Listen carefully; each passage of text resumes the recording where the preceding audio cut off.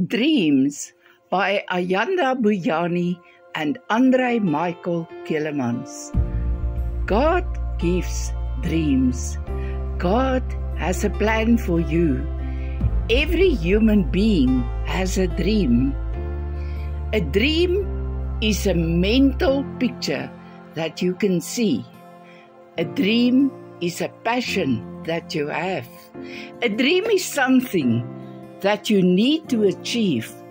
A dream is your goal in life. God gives dreams. God has a plan for you. Some dreams are God-inspired so that we can reach His purpose in life. A God-given dream is a message from God. It is God speaking to you. It is there to make you a blessing. God gives dreams. God has a plan for you. A God-given dream coming to pass is a tool that God uses to love nations and to love His children. Dream, dream, dream good.